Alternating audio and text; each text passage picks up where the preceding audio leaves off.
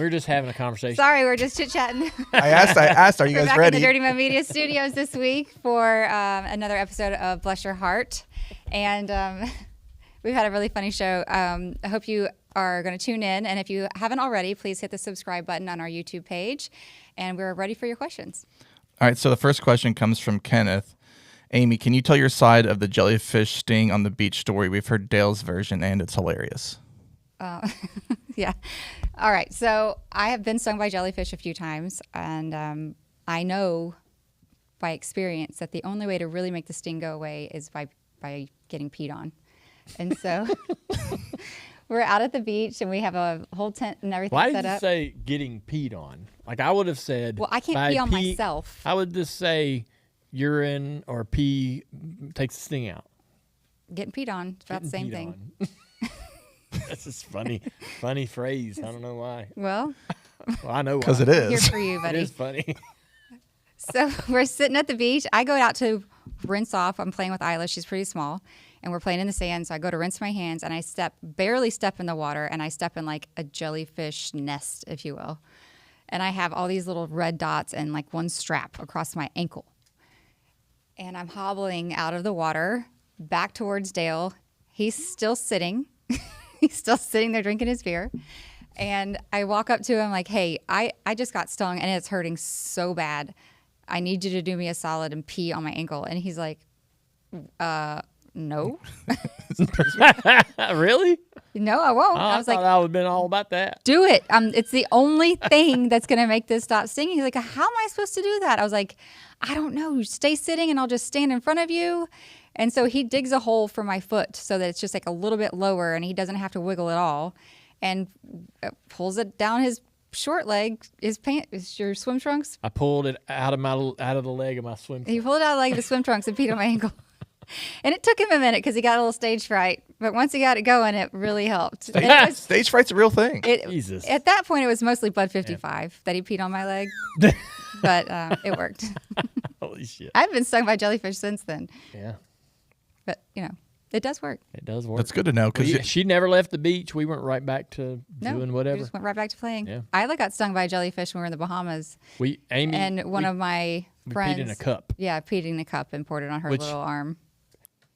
Makes the most sense. But we Seems didn't have more cups with logical. us. Yeah. We had no cups. We had no We vessels. could have figured it out, right? We But we weren't did adding figure it out. We weren't adding it all up there, but anyways, yeah, digging her. It's like I'm sitting there, and I'm either He's in a really low I'm in a lounge low to chair. the ground lounge chair, like a little beach chair. We've got all these. We got a tent. We got kind of a cover shade.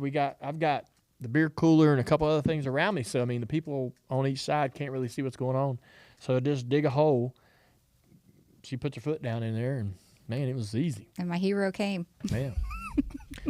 And then, because I'm like, man, I'm not moving from this spot, but I don't want to sit. I don't want to, pee on the ground. So digging the hole not only got her foot down, so it was easier to hit, but it actually, fill the hole up, and you're like, hey, shit, Like the litter like box. it never You just happened. put the sand back over litter the top. box. Yeah, hey, it worked. So weird. Yeah. yeah. Next question comes from Jonathan. Just had my first child. Was curious how you guys handled 3 a.m. diaper changes. Did you switch every time? Diaper changes? Yeah. Like him switch. Yeah. He did one, I did one. No, I feel like I did most of them. Dale did a lot of diaper changing, but I was with the babies more just because I was nursing and all of that. So when they were really tiny, unless I needed assistance or like just if it's messy or whatever, because all things happen. But Dale did a lot of diaper changes. I don't feel like one did more than the other, but we didn't have like a system. It was more or less like whoever's closest, just do it. What was that like, the first couple diaper changes you had to do? The first couple diaper changes are loved really it. gnarly because, well, I was scared. You're always scared because they're so little. Yeah. But the first times loved they it. go or what they release is pretty hard to get rid of. So it did take both of us.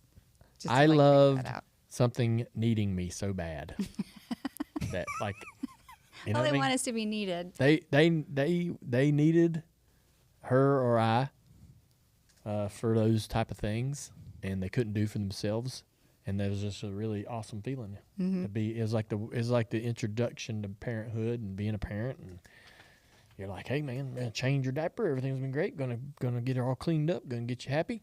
Yep. That is the thing. So like little girls, I don't know if it's the same for boys. I guess both girls were like this. If they were wet or the sensation of going to the bathroom freaked Isla out. So she would cry really hard. So we knew when she peed. We didn't know when Nicole peed. She could care less. So like we were changing Isla constantly because she did not like being wet. And the diapers are made to handle all of this, right? Yeah. Like it's not going to hurt the child to sit in it for a few minutes. But we were changing Isla's diaper a lot. Was Isla's diaper the first diaper you guys ever changed, or had you had any? No, I had changed my nieces before. I didn't really do a whole lot of babysitting, like ever. Yeah. I would And- say that's probably the first for me. No, you changed Wyatt's. Did I? Yeah, you changed Wyatt's once. Damn. I have a no diaper That policy might have with been my his first, friends' was kids. Wyatt's. What's that? I have a no diaper policy with my Now, friends' kids. Really? I now can go to Wyatt and say, I changed your diapers, boy. I wiped your ass. Wiped your ass once, I boy. changed your diapers, boy. Because he's going to be driving my late model soon in the next, handful of years, I'm sure. And when I want to really put him in his place. You're going to embarrass the shit out of him if you say that in public. Yeah, I'll do it. He might need to be embarrassed. Oh my gosh, poor Wyatt. He didn't even deserve this. Walked right into a buzzsaw. Sorry, buddy. I shouldn't have said that out loud. Next question comes from Brooke. Help, my boyfriend can't hang. My boyfriend and I like to day drink together. The problem is that he can only handle 2 or 3 rounds. Then he needs a nap while I can keep going all night. I don't want to go home, but I don't want to stay out alone. How do I get his tolerance up? That sounds like a Dale question. How do you get your tolerance up, Dale? Because I'm now the boyfriend. Like, I can have a few, and I probably shouldn't have too many more because it's like lights out for me. We used to party all night. Building up your tolerance is, it's just, it is exactly that. You got to practice. Is he eating too much food while he's drinking? Well, here's another hack is just tell him to mix in some waters. Like, he doesn't have Yeah. to go Throw a spacer in. beer for beer. Right. Yeah. Throw a Coke or a water in there. Yeah. Absolutely. But yeah, to build your tolerance up, you just, I mean, I know it sounds silly, but you also try not to drink things with a high volume of alcohol. Right. Some craft beers can have some ridiculous percentages, and some different domestic beers have different amounts of alcohol in them, and just kind of mix it up a little bit, dial it back in a couple, or No just like you shots. say, drink no shots. Do not take shots. Listen, I know. I mean, this is. No shot policy over here. I do not take shots. You bring me a shot at a bar, I'm spitting that shit in my empty beer. Yep. He I will ruin see- his beer I will over that. see your ass coming. I will be like, this person's about to buy us a shot, and I will chug my beer to be able to spit that shot in the beer.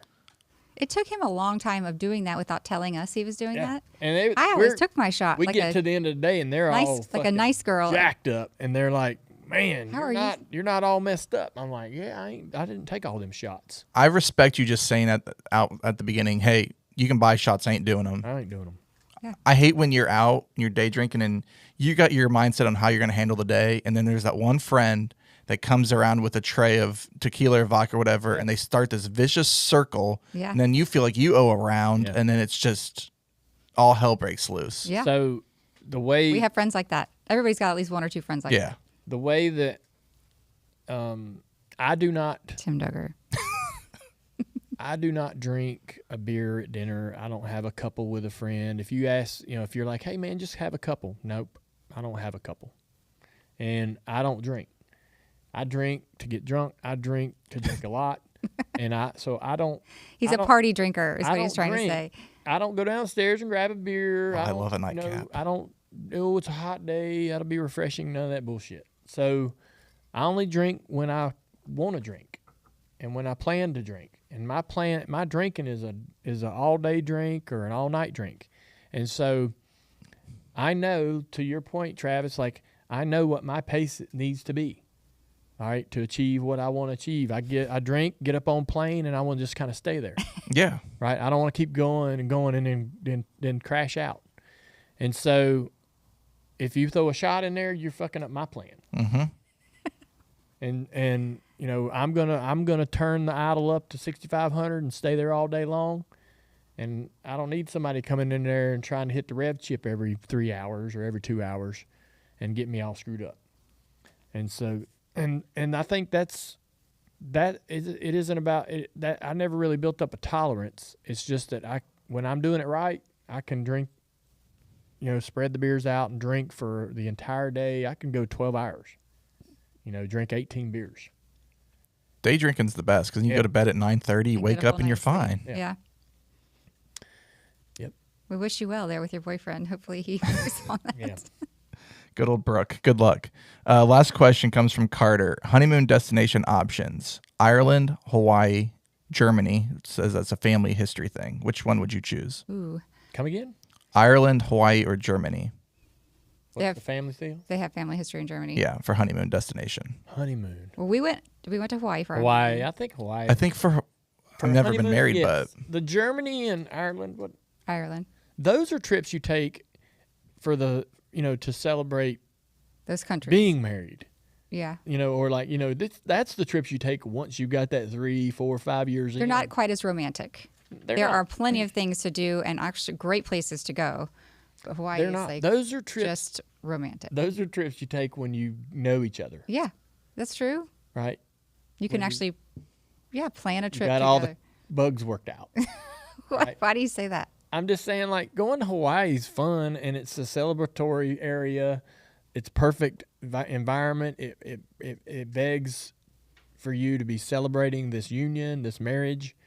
When you go to Ireland and Germany, they're awesome, but they're really monotone. I feel like that's a friend trip too. Maybe It isn't. Yeah. It isn't like it isn't a place where you want to celebrate your union of this marriage. You want to go party, have fun, get in the sun, hang out, get in your bikini, right? You've worked your We're ass back off. to that swimsuit. Flintstones. You worked your ass off to Get your skirted swimsuit. You and worked go to the hard to beach. get into that dress all those months. To be in your best, be at your best for your wedding, or going to Ireland and Germany is fun. But I don't know how to explain that. It's just that's like a family trip. That's like a trip that couples take after they've been married a couple years and they've got, they kind of know what each other's going to do in these moments. They're kind of moody places. The weather's not always Moody? amazing, and Yeah. it's a place you go, but it's Yeah. not really as Might be romantic. gray So Hawaii, skies. absolutely. Skies could be gray. I will say, if you go to Maui, stay away from the Triangle. We ventured out of our resort, Easy. and there are plenty of places you can go to venture out, but just there's bars I think we don't just go had a bar bad hopping. experience. I just think we got an off night. We did, Yeah. but if you don't also want to have an off night, just stay at your lovely resort. Gotcha. Well, that's it for Ask Amy for today.